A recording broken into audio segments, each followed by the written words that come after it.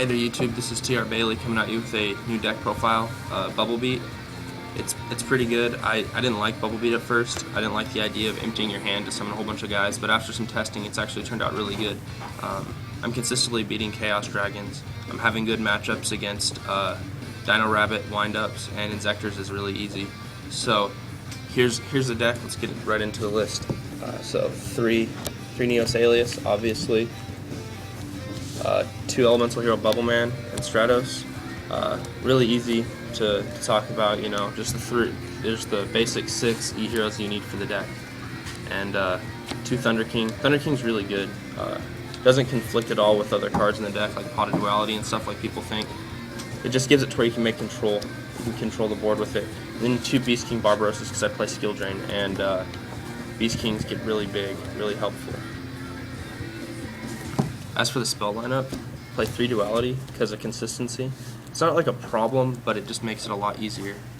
Having Duality makes it a lot easier. You don't have to be special summoning that much in this deck. 3 Gemini Sparks. Really good. It's also, they're all signed by Joji Orlando. I met him at Dallas. He's a really awesome guy. Got to talk to him a lot, and he's a genius. He's probably the best player in Yu-Gi-Oh! Right now, period. Then I have 3 Miracle Fusion, because 2's just not enough. Playing 3 makes it more consistent. Sometimes they clog your hand, which is annoying, but for the most part, it does some good work for you. 2 Emergency Calls. You only need 2. Don't play Rhoda, not needed. And then you have Dark Hole, Reborn, Book of Moon, and Heavy Storm for the staple spells. Now let's go to the trap lineup. It's actually pretty beefy. 15 card trap lineup. I haven't ever played a trap lineup this much. I wanted to cut some cards. I wanted to cut Torrentials and a couple of other trap cards, but it just didn't work right. And it's more consistent with the 15. It's actually really awesome. Alright, so the first 2, Hero Blast. Self-explanatory, you know. Ends Inzectors and Windups turns. Gets you an Alias. Puts control on the board. Skill Drain, self-explanatory. Probably the best trap card in the game right now.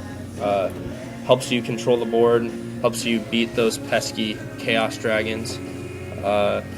Bottomless. Great against Chaos Dragons, which is what you're going to see the most of. Great against Mirror Match. Bottomlessing a Shining is pretty funny, unless you're the one getting bottomless. 2 Torrentials. Torrential's just so good. I wanted to cut this card because I thought it would hurt my ability to control the board, but it's just so good. I put it back in, things just work better. You could Torrential off your summoned Alias and then chain Spark. Like, there's just so many plays you can make with Torrential. 1 Mirror Force. For a long time, I didn't like playing Mirror Force. I thought it was really stupid. But I put it back in here, and the thing with this deck is the only way they can beat you is if they make a guy that's big enough to get over Shining, big enough to get over Alias, big enough to get over Beast King. And by the time they get something that big, you're just going to Mirror Force them and just say, okay, that's enough of that. And then they've already used their resources, and you just won the game. Starlight Road and 2 Dark Bribes. I hate these cards with a passion. They're really inconsistent, but they win games, and they have to be played. The deck likes to go Stratos or Alias, set 3 or 4 cards, and this just makes it to where first turn Heavy Storm is gone. Dark Bribes, you know, same thing. They stop Heavy Storm, but they also stop MSTs from killing your Skill Drain. So they are necessary, even though I hate them. I don't like letting my opponent draw cards, but it's necessary in this deck. Also, play the Solemn Brigade, obvious, self-explanatory, wins you games. And now we'll go into the extra deck. So the Soul Synchro Monster, Stardust Dragon, because I have Starlight Road in the deck.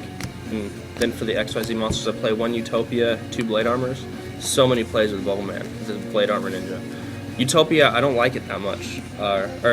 Utopia Ray, I don't like it, so I don't play it. I don't bother with the card that's that inconsistent. You only use maybe 1 out of 50 games, no point.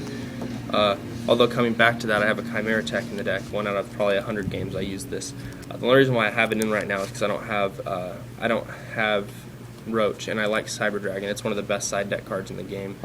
People are underplaying it. Cyber Dragon punishes rogue decks. Good against Mirror Match against other heroes. Just so many plays that it can make. Tornado.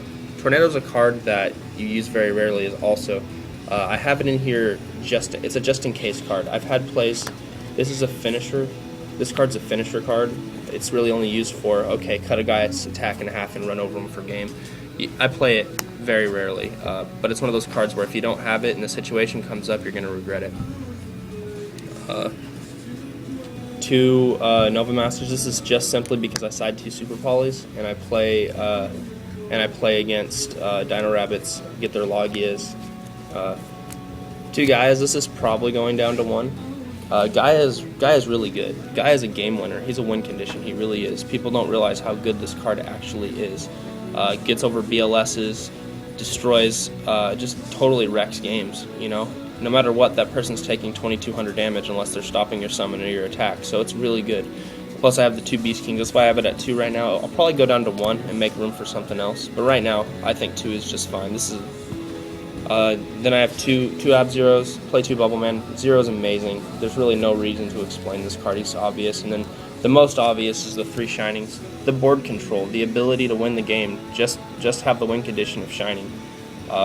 It's just really good. You know, just self-explanatory. No reason to explain this card at all.